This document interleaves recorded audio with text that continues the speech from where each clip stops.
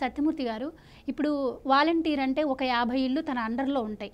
ఇప్పుడు అక్కడ ఆ 50 ఇళ్ళకి ఏంటి అంటే ఈ వాలంటీర్‌ని ఎదిరిస్తే పథకాలు రావేమోనన్న భయం మామూలు ప్రభుత్వం అయితే అలా ఉంటుంది. కానీ జగన్ రెడ్డి రాజ్యంలో అయితే చంపేస్తారేమో అన్న భయం కూడా ఉంది. సో ఇప్పుడు ఎన్నికల కోడ్ అమల్లో ఉంది. చాలామంది ఇల్లిటరేట్ పీపుల్ ఉంటారు. వాళ్ళకి ఏంటి అంటే అతనంటే వాలంటీర్ అంటే భయం ఉంటుంది తప్ప తనని ఎలా ఎదిరించాలి లేకపోతే ఏంటి అన్న విషయాలు వాళ్ళకి తెలియదు. సో వాళ్ళలో ఎలాంటి అవేర్‌నెస్ తీసుకొచ్చే ప్రోగ్రామ్స్ చేపట్టొచ్చు అంటారు? ఇటు ప్రజలు కానీ లేకపోతే అంటే కొంచెం ఎడ్యుకేటెడ్ పీపుల్ కానీ లేదు అంటే ఈసీ కానీ. ఇప్పుడు వాలంటీర్లు సర్వాధికారులు కాదు.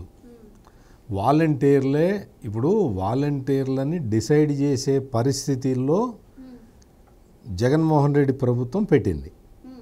అసలు వాస్తవంగా ఈ వాలంటీర్లకి ఈ లబ్ధిదారుల ఎంపిక ఇటువంటి విషయాల్లో వాళ్ళకి జోక్యం ఉండకూడదు.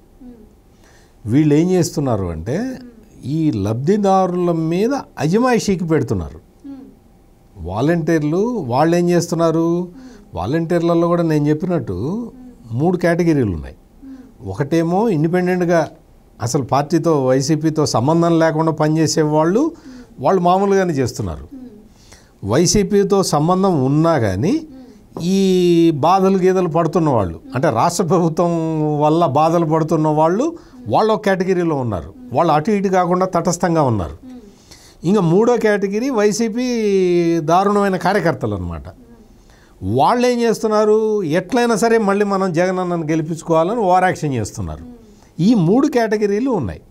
ఈ 3 కేటగిరీల్లో ఏంటి అంటే ఈ వైసీపీ కరుడుగట్టిన వైసీపీ కార్యకర్తలు ఉన్నారు కదా వాలంటీర్ల ముసుగులో వీళ్ళు బెదిరిస్తున్నారు. మేము మీ సంక్షేమ పథకాలు ఆపేస్తాం.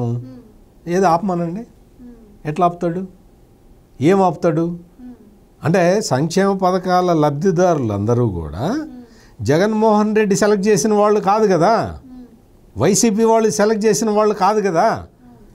వాళ్ళు ఆఫీసర్ల బృందం క్షేత్రస్థాయిలో పరిశీలన జరిపి ఈ లబ్ధిదారులని సెలెక్ట్ చేస్తుంది.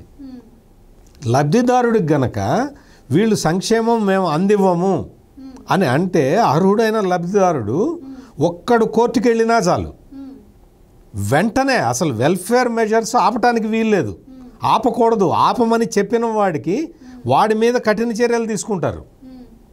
అందువల్ల ఎవరు కూడా ఆందోళన చెందాల్సిన విషయం లేదు, ఎవరు భయపడాల్సిన అవసరం అంతకన్నా లేదు. మొత్తం ఈ లబ్ధిదారులని గ్రిప్పులో పెట్టుకోవటానికి ఈ కరుడుగట్టిన వైసీపీ కార్యకర్తలు చేస్తున్న ప్రచారం ఇది. ఎమ్మెల్యే కూడా ఆపలేడు, ఎమ్మెల్యే చేతిలో కూడా లేదు. నిజంగా గవర్నమెంటు ప్రతి స్కీమ్కి అర్హత నిర్ణయిస్తుంది.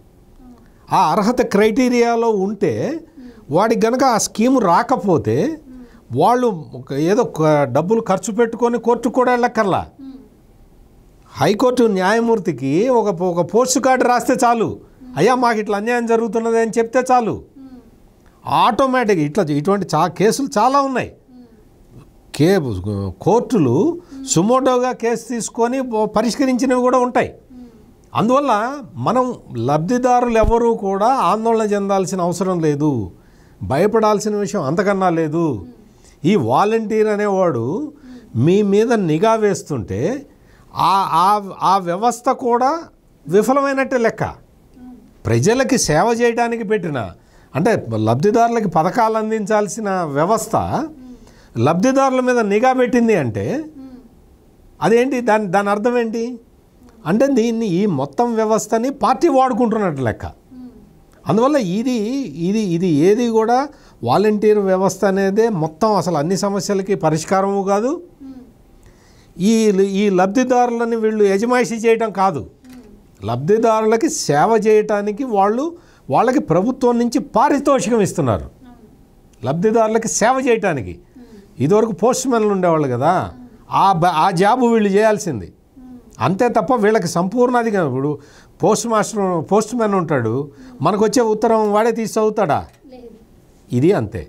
అందువల్ల వాలంటీర్లను చూసి ఎవరు భయపడాల్సిన అవసరం లేదు. వాలంటీర్లలో కూడా నేను చెప్పినట్టు 3 కేటగిరీలుగా డివైడ్ అయిపోయి ఉన్నాయి. ఆల్రెడీ చాలామంది వాలంటీర్లు వైసీపీ ప్రభుత్వానికి వ్యతిరేకంగా మారిపోయి ఉన్నారు. ఈ కరుడుగట్టిన కొంతమంది ఉన్నారు. ఈ కరుడుగట్టిన వాళ్ళు చేసే బెదిరింపులకు మీరు బెదరద్దు. మీరు బెదరాల్సిన అవసరం లేదు. మీరు వాడి ఇన్ఫ్లుయెన్స్ తోటి మీరు ఎవరికి ఓటేయాలో మీరు నిర్ణయం చేసుకోవద్దు. మీరు చూడండి, మీరు ఆలోచించుకోండి. మీకు ఈ 5 సంవత్సరాల్లో మీకు జరిగిందేంటి, గత 5 సంవత్సరాల్లో మీకు జరిగిందేంటి, ఈ రెండింటికి తేడా ఏంటి మీరు ఆలోచించుకోండి. భవిష్యత్తు ఎట్లా ఉండాలి మీరు ఆలోచించుకొని నిర్ణయం తీసుకోండి తప్ప ఈ వాలంటీర్ ఒత్తిడికి మీరు ఎవరు లోను కావద్దు. వాలంటీర్లు కూడా నాకు తెలిసి చాలామంది, నేను చెప్పా కదా, మొదటి కేటగిరీ వాళ్ళు ఆల్రెడీ వాళ్ళందరూ కూడా మీ ఇష్టం వచ్చిన వాళ్ళకి ఓటేసుకోండి అని చెప్తున్నారు.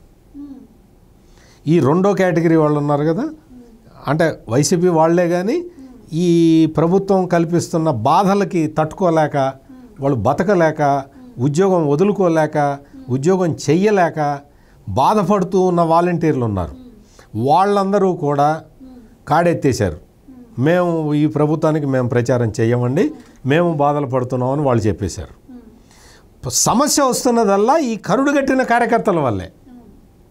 అందువల్ల వీళ్ళు చేసే, అంటే దాదాపు ఒక 100 మంది 100 మంది వాలంటీర్లు ఉంటే అందులో ఇటువంటి వాళ్ళు 10 మందో 20 మందో ఉన్నారు. ఈ 10 మంది 20 మంది చేసే దౌర్జన్యానికి మీరు బలి కావద్దు.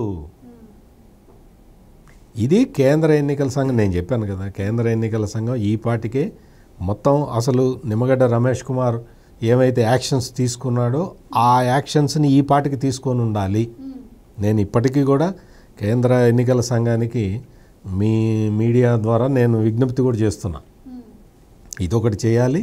ఇంకోటి ఏంటి అంటే, ఇప్పుడు ఈ సంక్షేమ క్యాలెండర్ అని చెప్పి ఈ డబ్బులు వేసే కార్యక్రమాలు ఉన్నాయి కదా, ఈ డబ్బులు వేసే కార్యక్రమాలని కూడా కేంద్ర ఎన్నికల సంఘం తక్షణమే ఆపేయాలి. ఇవి రాజకీయ పార్టీలు డిమాండ్ చేయలేవు.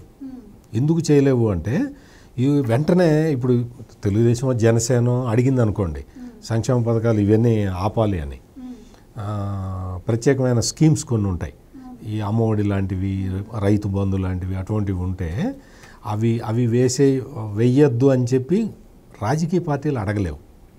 ఎందుకంటే ఉదాహరణ తెలుగుదేశం అడిగింది అనుకోండి, వెంటనే వైసీపీ వచ్చి దుమ్మెత్తిపోస్తుంది అనమాట.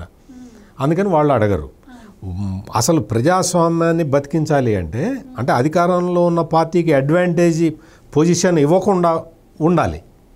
ఆ పొజిషన్ ఇవ్వకుండా ఉండాలి అంటే కేంద్ర ఎన్నికల సంఘమే సుమోటోగా ముందరికి వచ్చి ఈ సంక్షేమ పథకాలని ఆపేయించాలి. మీకు కేంద్రంలో కేంద్ర ప్రభుత్వం కొన్ని స్కీమ్స్ పెడితే ఆ స్కీమ్స్ని ఆపింది. కేంద్ర ఎన్నికల సంఘం ఒక స్కీమ్ ఒకటి ఉన్నది, ఆ స్కీముని ఆపేశారు వాళ్ళు. ఇది మీరు ఎలక్షన్ టైంలో దీని మీద ప్రచారం చేయొద్దు, ఆపేయండి అని చెప్పారు. అట్లాగే కేంద్ర ఎన్నికల సంఘం తక్షణమే ఆంధ్రప్రదేశ్లో ఈ సంక్షేమ పథకాల పేరుతోటి ఓటర్లని ప్రలోభపెట్టే కార్యక్రమం చేస్తున్న వైఎస్ఆర్ కాంగ్రెస్ పార్టీని ఆపాల్సిన అవసరం ఉన్నది. దీన్ని సుమోటోగా తీసుకోవాలి అని చెప్పి ఒక తటస్థమైన ఒక జర్నలిస్ట్గా నేను కేంద్ర ఎన్నికల సంఘానికి అప్పీల్ చేస్తున్నాను.